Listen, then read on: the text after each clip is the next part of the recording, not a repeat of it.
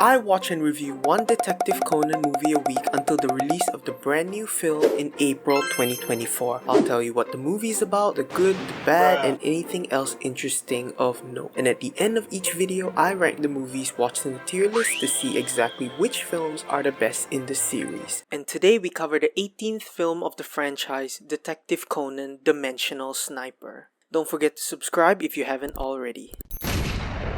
劇場版名探偵コナン異次元のスナイパー Dimensional Sniper released in Japanese theaters on April 19th, 2014 and was directed by Kobun Shizuno and written, thank God, by Kazunari Koji. Goodbye my friend, let the master back in. This movie follows Conan and his friends trying to take down the most dangerous foe they've ever had to face, a former military sniper with godlike aim. Together they must uncover his identity and prevent this otherworldly menace from killing all of his targets. This movie, I'm convinced, was a direct reaction to the last film, where the last film was overpopulated with characters and just plain boring and uneventful. This one streamlines the cast and then bombards you with constant action. And it worked! Having rewatched this movie for a second time, I was surprised with how fast time went by as I was viewing it. This is just a testament to how entertaining it really was from start to finish. Now let's dive straight into the villain. This guy right here is probably the most physically imposing villain we've ever had in the movie series thus far.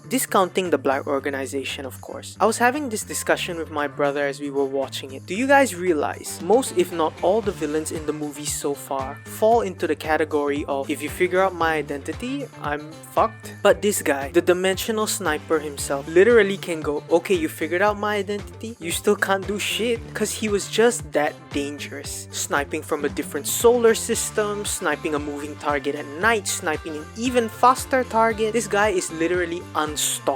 Now, he's not perfect though. His motivations and methods of his crimes are a little sketchy to say the least. He shares similarities with the villain from 11th Striker. His intentions were justified, but his methods of going about his crimes were just a little odd. Like near the end of the movie, Conan deduces that all of the villain's previous targets were basically stepping stones to him becoming the ultimate sniper. But why does he need to become the ultimate sniper? His last target is not even on the same level as he is, so there's nothing for him to be scared about. Also, the nature of his job is a one and done, so he doesn't ever need to utilize the skills he gained afterward anyway. Also, the whole sniping from specific locations to form a pentagon or a pentagram was a little over dramatic. Like, come on, stop playing with your food and just kill him straight up. Now, I gotta mention how funny it was that the villain ended up being the guy who literally said he would be the villain. If you're an eagle-eyed viewer, you'll also notice that at the beginning of the movie, the prime suspect is immediately revealed to not be the culprit. I actually don't know what they were trying to achieve with this Easter egg, because think about it. For about half the film, the police are dead set on convicting this guy, Hunter-san, as the Dimensional Sniper. The problem is, if you were attentive enough to notice him at the beginning of the film, you've essentially been spoiled and now you have to just kind of waste time until the halfway mark. It's a reward, but it's a little bit of a weird reward where if you are more attentive, you get less enjoyment out of the movie. I don't know what they were thinking when they did this. Also, a big chunk of this movie has characters speaking in English, which was kind of surprising. Some were actually pretty decent, some were awful, but I can say all of them got a laugh out of me. It's bad, but at least it's hilarious and entertaining. Fun fact, the villain is played by Ichigo Kurosaki himself from the Bleach live action adaptation. Another fun fact, apparently this scene where the villain tracks Jodie in the dark with night vision goggles was a reference to the movie Silence of the Lambs, where the murderer tracks Clarice Starling in the dark. And so, if you couldn't already tell, I actually really liked this film. It was high octane, high stakes,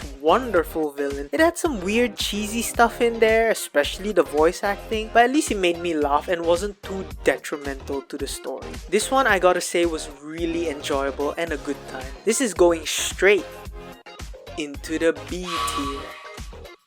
See y'all next week for movie 19, Detective Conan: Sunflowers of Inferno. I'll see y'all then. Bye bye.